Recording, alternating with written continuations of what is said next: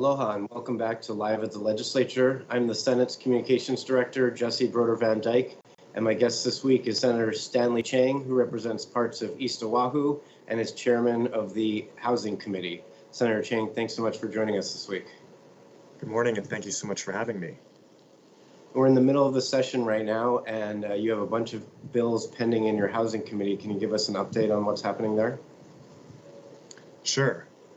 We're in very difficult economic times right now, but we are hoping that housing will lead the way to an economic recovery for our state. And so we've been working on some of the bills that have carried over from before the pandemic to really jumpstart the affordable housing process. One of them would be to lift the bond ceiling so that the state's affordable housing bonds can continue to be issued and that the production of this affordable housing will continue. We have another bill that would allow the housing development agencies to select among its tenants those who are impacted by the project in the community to address some of the community concerns about new housing projects. We also have a measure to extend the deadline for the acquisition of the Lahaina Front Street apartments on Maui, which are currently about to exit the affordability period. And so it's a step to help protect the tenants there from being evicted. So there are a number of measures out there, and we hope to make a small but noticeable difference as we prepare to head out of this pandemic-induced economic crisis. And we're both working from home right now as we've been dealing with this. How's it been affecting your life to be working from home and trying to do your business?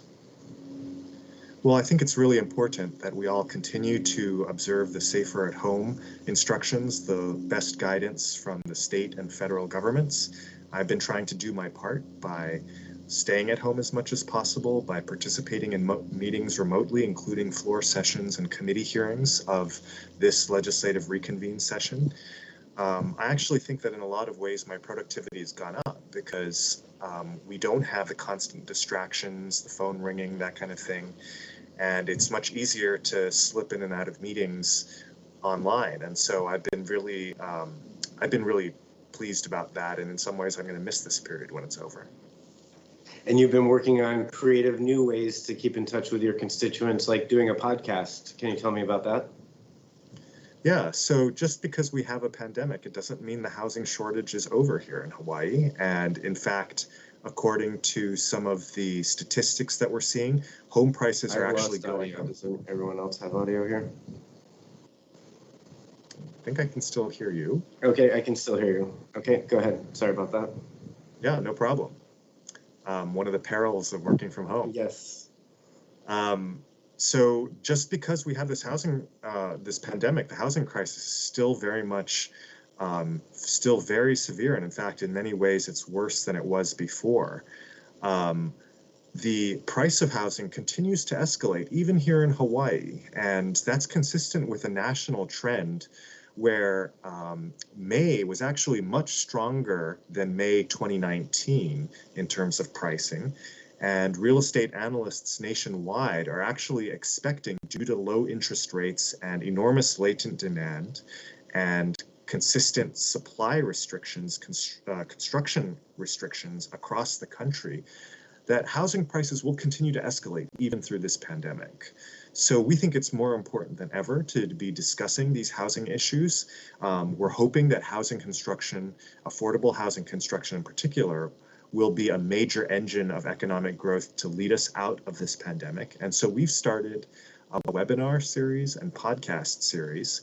We've interviewed folks from across the country, including people like the director of the Urbanity Project, Emily Hamilton at George Mason University. We've had on Professor David Callies of the University of Hawaii Law School, a very well-known real property professor here in Hawaii. And we'll continue to have the conversation with experts from Hawaii and from across the world, because I think it's critical that we keep the conversation going about how to restart this sector of our economy and to hopefully build upon that as we as we move forward in our economic recovery. And you're also a member of the Labor Committee, and I know that the unemployment backlog has affected a lot of your constituents. How do you think that process is going? Yeah, even though we're still over 3 months out from the initial wave of shutdowns in March, there are still thousands of people, including many of our constituents in East Honolulu, who have yet to see a dime of unemployment insurance and the federal plus up. And we've been working very hard. We volunteered some personnel in that initial wave of processing that was taking place at the convention center. And right now we're focusing on dealing with individuals who have come forward, who have been trying the phone numbers and the hotlines and the email addresses to no avail. We have been working closely with the department. So if you're one of them out there who is unable to access the unemployment insurance payments or the website or the hotline, please do call our office at 586-8420. That's 586-8420, and we'll do our best to help you. And the Senate has increased its bandwidth to allow this remote participation. And in the future, it might make things easier for Neighbor Island residents to participate. How do you think that's worked so far as far as this technology we're using? Yeah, I've introduced several bills over my 4 years in the state Senate to allow for remote participation, for upgrading the audiovisual systems at the Capitol, because this issue has been important to me since long before this pandemic started. And it's Neighbor Islanders, of course, but it's also local people who just don't have the time to take off in the middle of the workday to attend, a housing hearing at 1:15 p.m., a Commerce, Consumer Protection and Health hearing at 9:30 in the morning. And so I think it's critical that the legislature maintain the existing infrastructure that we've set up hastily, but also to really establish some very good video conferencing hardware and software in the Capitol so that we'll be able to participate remotely whether or not there's a pandemic. That's the only way that we can maximize transparency, maximize participation in the political process, and really get grassroots voices in the shaping of our legislation. Well, thank you, Senator. We only have about 30 seconds left. The governor is reopening tourism after August 1st with certain testing. What do you think the future looks like? I think the reality is that tourism will take many years to recover. I don't think it's going to snap back right away. And that's why we do need to focus on other alternatives, especially the low-hanging fruits, such as housing construction, to power our economic recovery and to prevent the exodus of tens of thousands of people out of our state. Well, thank you so much, Senator Chang, for joining us today. Thanks, everyone, for watching, and we'll be back next week on Live at the Legislature. Mahalo.